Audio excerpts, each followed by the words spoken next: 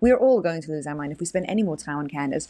But finally yesterday, some of the things that she has been claiming were put to rest. Okay, but first, like, comment, subscribe, do the thing that you need to do. You already know the drill. We need to grow this channel as quickly as we can and get the truth and honesty and radical rational commentary out there. So thank you in advance for all of that. And let's dive into what happened yesterday, okay? So we've got Candace going off, just going off. And we'll say this a million times, I'm very impressed by her ability to analyze different content and see what's going on and try and figure out why Charlie was killed or whatever is going on over there. I am not particularly impressed by the fact that she constantly has made this about Israel and the Jews, etc. And she seems to be a little bit pattering and pulling off from this, just a little bit. I think the memorial really got to her. Like, I get it. It just kind of got to her that everybody who ever knew Charlie was invited and she was not allowed to go. And she can claim whatever she wants. She can tweet that she had the most perfect day. No, she wasn't invited. She wasn't supposed to be there. And she's been publicly embarrassed and shamed into some sort of silence. Now, again,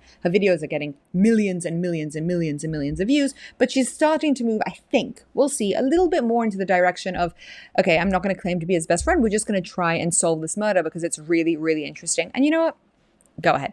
However, some of the things that she's been saying have caused a lot of intrigue, and there has been a huge amount of conversation. Did Bibi Netanyahu offer $150 to Turning Point USA, to Charlie Kirk, to try and keep him in Israel's pocket? And other things, like, was he turning into Catholicism? Was he becoming a Catholic? And did he really start to hate on Israel? And what was going on? And blah, blah, blah, blah. Was he friends with Candace? And all of these things have created a huge amount of conspiracy theories and tons of rhetoric and conversation, especially after Tucker Carlson's revolting speech in which he directly insinuated that it was the Jews who killed him, okay? And so yesterday, finally, Alex Clark, who is this wonderful commentator for Turning Point USA, she has this big show. She's really a big proponent of MAHA, Make America Healthy Again. I mean, you all know about the Tylenol controversy. We'll talk about that soon. So she is this wonderful podcaster, and she invited none other than Charlie Kirk's executive producer to come and talk. Now, this is the guy who is, or executive director, I'm not sure. This is the guy who's number one to Charlie, like with him all the time, does his show, does his content, etc. And he has the entire inside scoop. Let's watch what they have to say, because once you watch this video, you'll finally be able to do what I did, which is say, okay, I knew this to be true. I knew that she was making all this up, but I just didn't have the actual concrete evidence. And now finally we do. We have it. Somebody has said it out loud, and we can all breathe again and just move on with our lives, knowing that Charlie actually was proudly pro-Israel, wasn't taking money to change the organization into something terrible, and all can be well again in the world.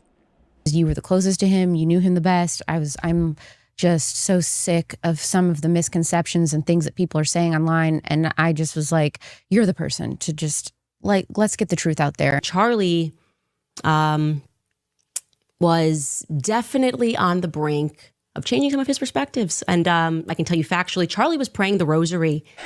Charlie was going to mass. He was speaking about Mary. And typically when those steps start taking place, you stop referring to yourself, as I did, as a Judeo-Christian. She's posted a photo of her and Charlie and the kids in mass before, and somebody in the comment section said, oh, are you guys converting? And she said, no, we just like attending sometimes. So she herself had said no. Yeah. Was he becoming Catholic? No.